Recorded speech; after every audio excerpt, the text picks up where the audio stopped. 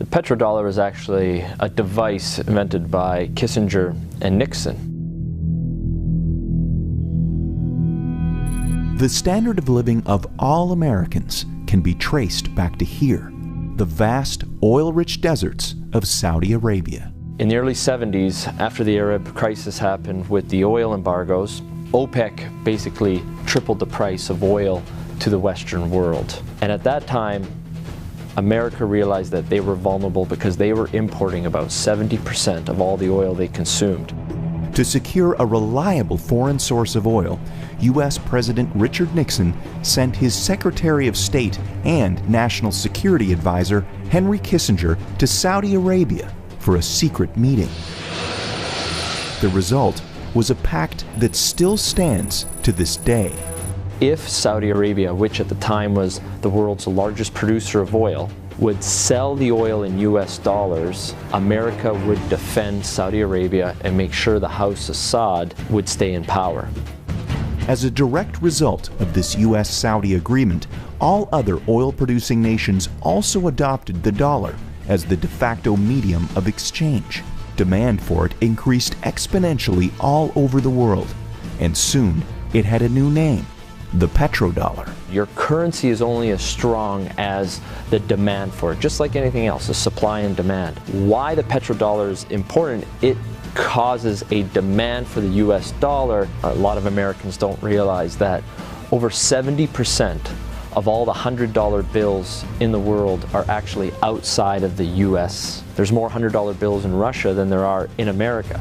This stockpile of US dollars in countries around the world is because oil is bought and sold using the greenback.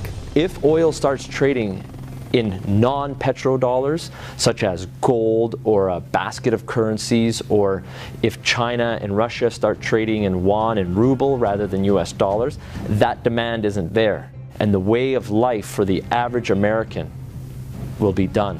It will be worse than the Great Depression. To date, anyone who's potentially threatened the status of the petrodollar hasn't fared well. Libyan strongman Muammar Gaddafi publicly pushed for a Pan-African gold-backed currency that he would trade for Libya's oil.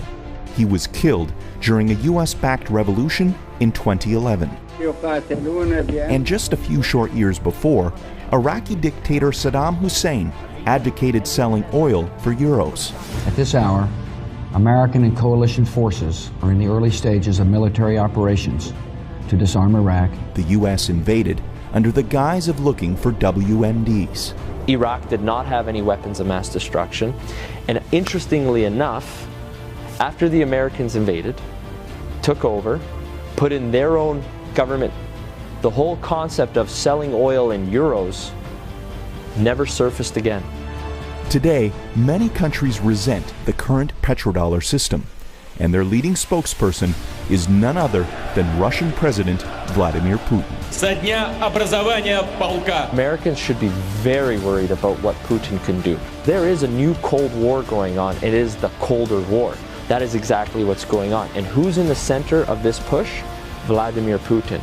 And the petrodollar is so crucial to the Colder War. The only thing holding America right now at the top is the petrodollar. And let me make it very clear. If the petrodollar dies, so does America as a superpower.